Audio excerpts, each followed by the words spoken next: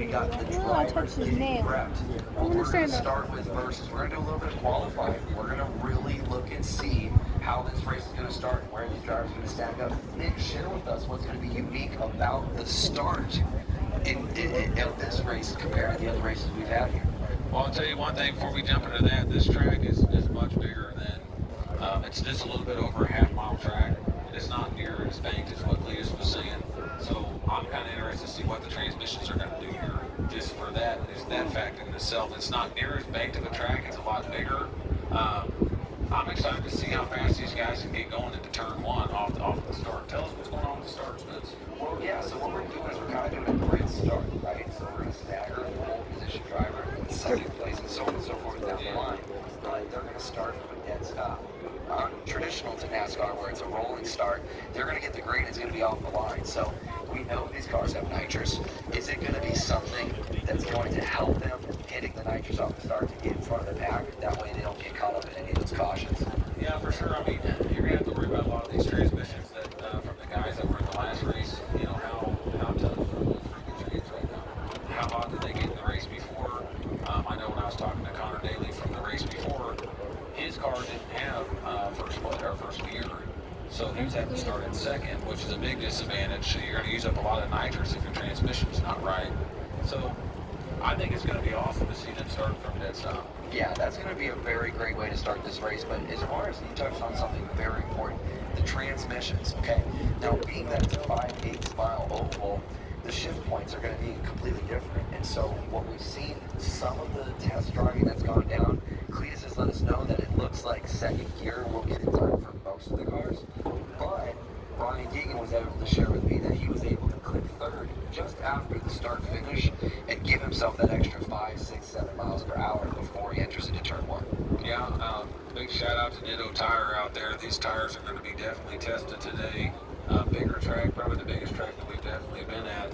And fresh set of Dittos on all these cars. There's some big time racers out here, man. I'm stoked. I'm excited to see who's going to come out here in early roundhouse. And Brian Dean coming off an incredible win at the Freedom 500, going from the front of the pack, spun out, go all the way back to the back, and won it. It was incredible.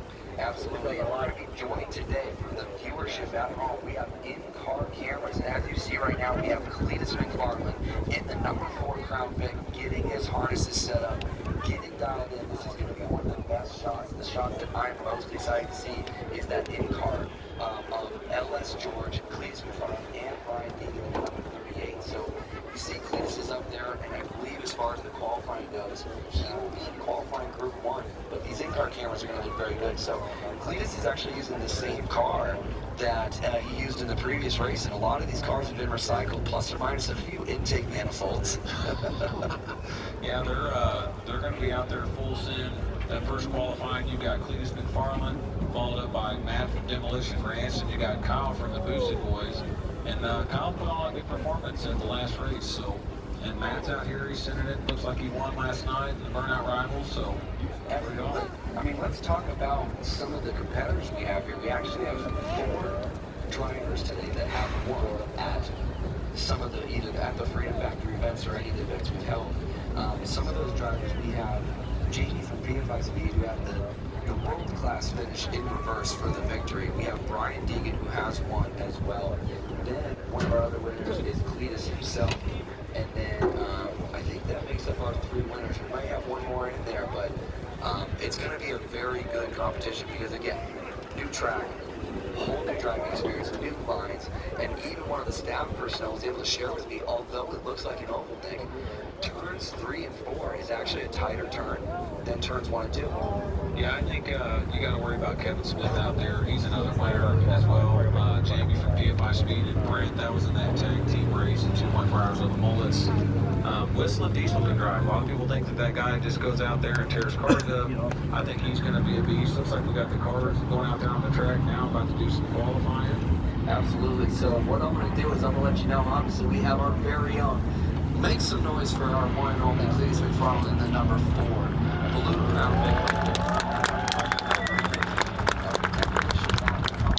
Last night in the burnout competition, and then the number 24 Kyle from the Boosted Boys here we go. We are starting our qualifying lap right now.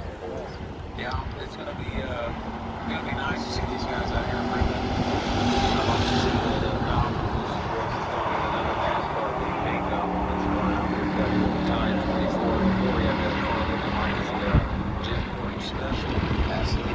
What we're seeing here in qualifying, we think Devil Ranch is falling a little bit off of Cletus's pace, allowing Kyle to kind of sneak in there. So this is a little bit of a tighter qualifying group than you would traditionally see in NASCAR, where it's kind of one out at a time.